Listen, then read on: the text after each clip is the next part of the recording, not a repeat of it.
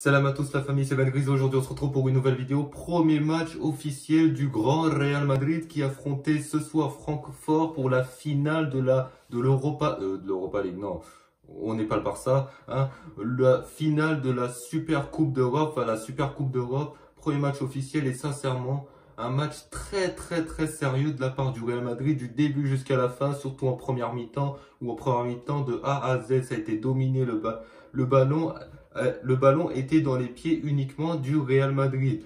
Toute la première mi-temps, les Madrilènes ont posé le pied sur le ballon. C'est très sérieux. On concédait que deux occasions avec une super parade de Courtois où c'était dangereux. On aurait pu concéder l'ouverture du score.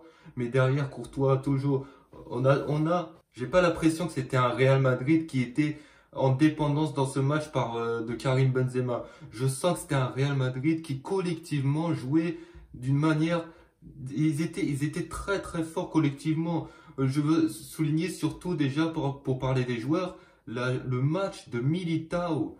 Quel match il nous a fait ce soir. Là, il pose problème en défense centrale. Est-ce que Rudiger va pouvoir prendre sa place en défense centrale? Parce que là, Rudiger a remplacé Carvajal, je crois, sur le côté droit. Il y avait Ferland Mendy qui est resté à gauche. Mais sincèrement, il faudra faire un choix. Est-ce que le Real va partir sur une défense à 3 ou alors va rester une défense à 4 avec deux charnières centraux à ce moment-là, mettre Rudiger sur le banc ou alors Militao sur le banc parce que je vois pas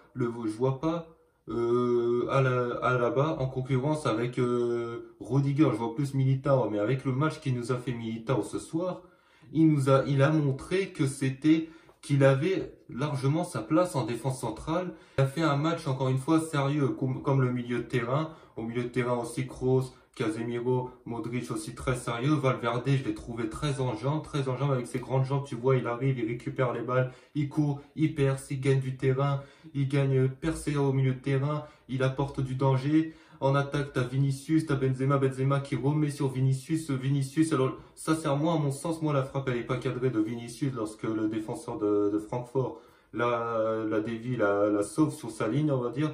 Je pense qu'elle est pas cadrée parce que j'ai l'impression que la balle en tirage, j'avais l'impression que la balle passait à côté. Sur le ralenti, j'avais l'impression qu'elle passait à côté. Mais au final, on voit encore une fois l'altruisme de Benzema qui a voulu la remettre au lieu de frapper, la remettre intelligemment à Vinicius. Vinicius qui aurait pu ouvrir le score. Mais là, sur ce match, si on parle vraiment de l'équipe du Real, de ce qu'a fait le Real ce soir, sincèrement, on pouvait se dire que ça allait être compliqué face à Francfort, notamment, d'autant plus que Francfort, il y a une semaine de cela, s'est fait littéralement foudroyer par le Bayern 6 buts à 1. Et là, on pouvait se dire ça allait être facile, ils se sont fait foudroyer 6-1 par le Bayern, le Real, ça va être facile pour eux et tout. Non, c'est là, à ce moment-là, où on peut se dire que ça va être compliqué parce qu'ils vont vouloir se refaire par rapport à l'humiliation qu'ils ont pris face au Bayern, en tirer les conséquences. Mais au final, le Real est resté très sérieux avec des occasions. Les occasions ont été madrilènes, quelques occasions de la part de Francfort. Mais finalement, les Madrilènes avec un match, j'ai rien à dire. En fait, le Real a fait un match sérieux. L'homme du match, à mon sens, c'est soit Casemiro, parce qu'au milieu de terrain, il a été énorme. En défense, celui qui a été le plus énorme, c'est Militao. Alaba qui a ouvert le score, qui a été aussi très bon. En fait, tout le monde a été très bon.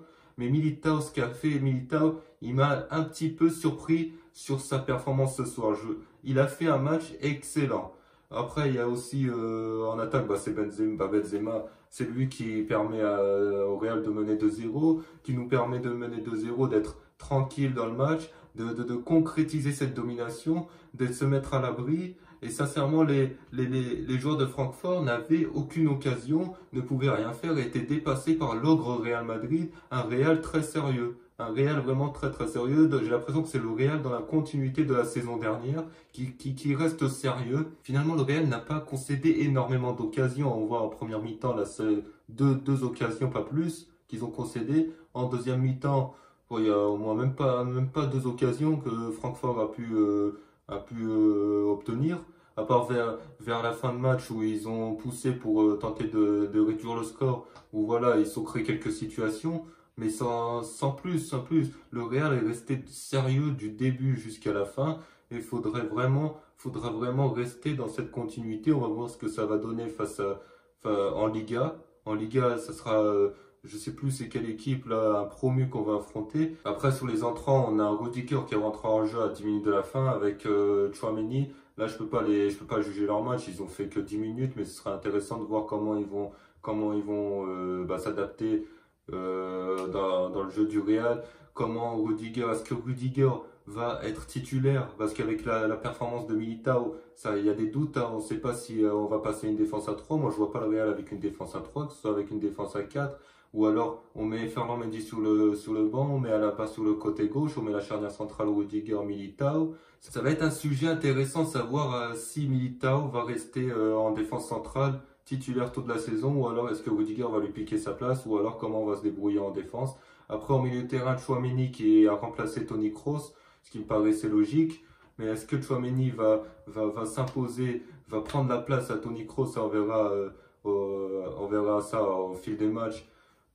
Ça va être compliqué pour lui, je pense, parce qu'il commence à prendre la place d'un milieu de terrain qui vient de gagner la Ligue des Champions 5 fois, qui fait partie toujours de ce trio de légendes, même si on peut considérer que Toni Kroos est cramé, ça va être quand même compliqué pour Tchouaméni de lui prendre la place.